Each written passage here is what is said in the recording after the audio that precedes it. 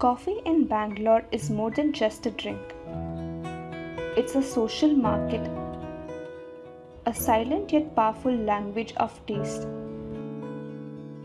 Whether it's the strong, frothy filter coffee served in steel tumblers at a bustling Darshini, or a pour-over sipped in the soft glow of a high-end cafe, every cup carries meaning beyond the caffeine. The memory of coffee means reading a newspaper with it.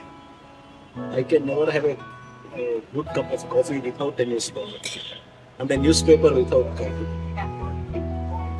They are inseparable for me. In the morning, I must have both.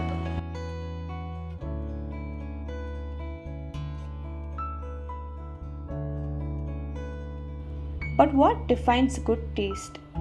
Is it the inherited ritual of decoction brewed in brass filters, or the acquired skills of identifying citrus notes in an artisanal roast? French sociologist Pierre Bourdieu would argue that these preferences are not just about flavor, but about social class, education, and cultural capital. According to Bourdieu, taste is not something purely individual. It is something that is socially conditioned. What we enjoy, what we find beautiful, what we consider sophisticated or non-standard are all shaped by the structures around us. Bourdieu's book, Distinction, a social critique of the judgment of taste, challenges the idea that taste is simply a personal matter. He argues that our aesthetic choices, be it music, art, books, or fashion, are deeply influenced by what social class we belong to. Coffee is more associated with the upper castes of old Mysore. Old Mysore is where Mysore kings were ruling. The lowest classes of our population had no habit of coffee. It was a later. And when coffee came to Bangalore or Mysore in the late 19th and early 20th centuries, that was given free. The British planters and merchants in the streets, they gave it free to first addict us to coffee, so that then we will purchase it. That's how it started. And Chikmagalur was the biggest growing place for coffee, followed by Kurk. They both produced lot of. So this area was coffee dominant. In Bangalore, the filter coffee loyalist and the third wave cafe enthusiast don't just differ in what they consume, they differ in the world they navigate. Step into a cafe and coffee becomes an experience, a curated aesthetic. Cold brews, single origin espressos, latte art, all signs of globalized taste, catering to an audience that signals aspiration, cosmopolitanism, and a refined palate. Comes the age of between 25 and 30. So, and co-working place, this is as a co-working place. So used to come a long time, they work and peacefully they want to satisfy whoever in the offline, so they will be sit and do it in the morning to evening. For those raised in the city's traditional households, coffee is a legacy.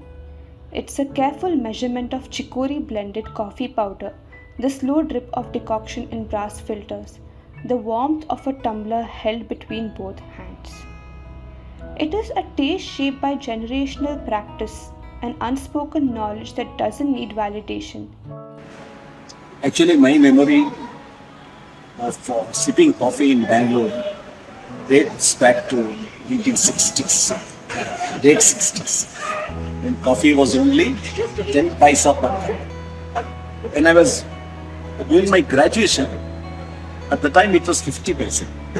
The standard coffee, even in a good hotel, like those days, Kamat was considered as in the Kamat chain of hotels, it was 50 paisa. Up to the age of 15 or 16, I was sipping coffee all the time. Because in our entire family, coffee is the main drink. Everywhere it is evolving as milk coffee, And I find that the upper class, upper caste, old Mysore region has a typical taste for coffee, which is now becoming more universally accepted. Why? Because it hits like home. It gives me a feeling of home better than the fancy coffee, and I love the taste of it. It doesn't match with fancy at all. Fancy coffee just sounds like fancy. And I guess filter coffee is more authentic. It's more authentic. It has like really, and if we pour Fancy coffee is just expensive and it's too sweet. filter coffee reminds us of home. Filter coffee has coffee. The flavor. And fancy is too. Yes. The 10 rupee coffee hits well. Now it's all now people prefer Starbucks just for the cup with the name written on it, and they call it coffee. And they put stories and everything saying coffee date. I think they should probably go to places like YBH and places on Malleshwaram streets and then try out coffee and then think what coffee really is. I feel that. That's my opinion. I think nowadays, because of these trends in Instagram, stuff like that, the filter coffee trend is kind of evolving, right? Like people are going, people are trying out different things. Yeah, that's a good thing.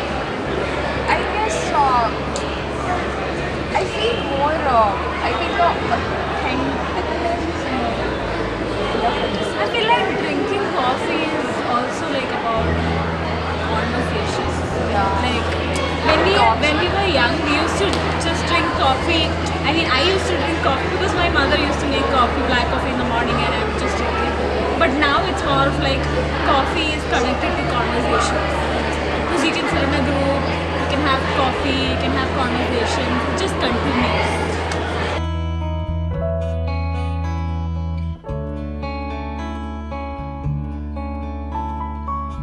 The actual grounded coffee nuts used in filter coffee, that will not give you a thick decoction.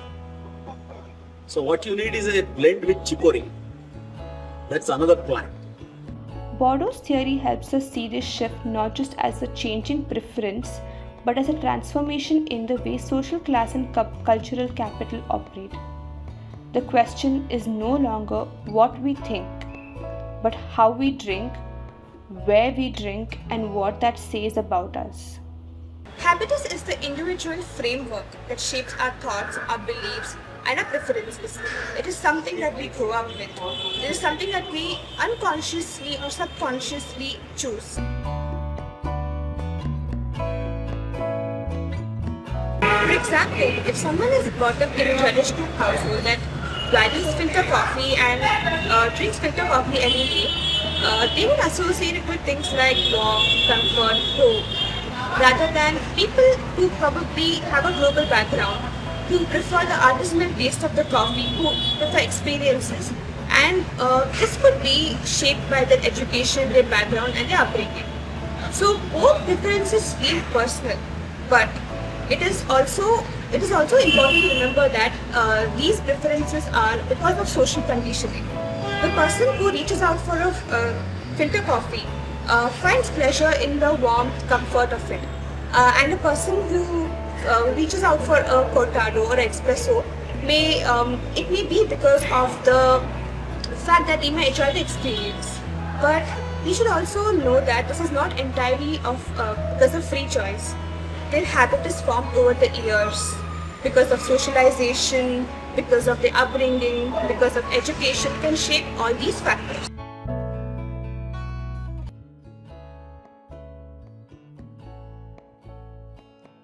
Bourdieu explains that taste is not just about what we like.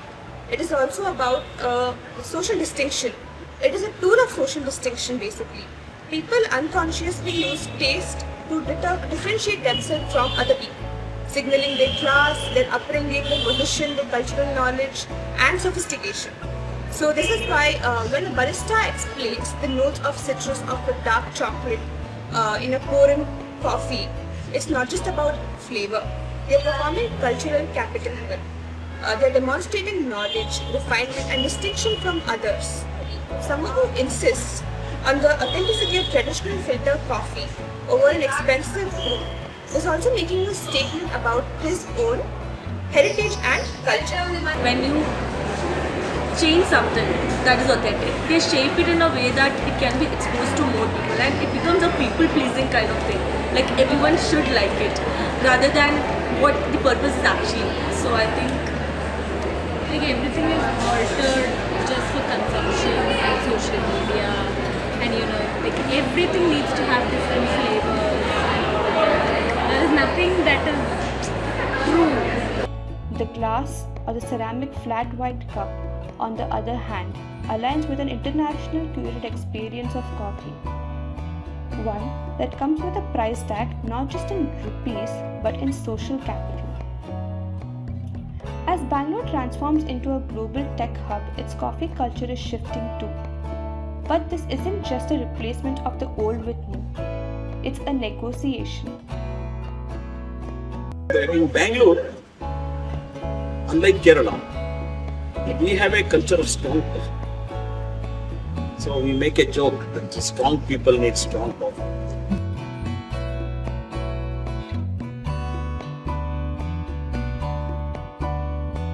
it means a break from like your regular routine, mundane routine.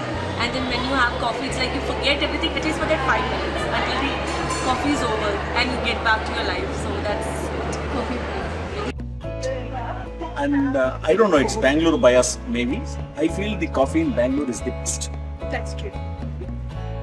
In a city that never stops evolving, where old and new, local and global tradition and aspiration are constantly in conversation, every cup of coffee carries meaning. So, the next time you take a sip of coffee, ask yourself, what does your coffee say about you?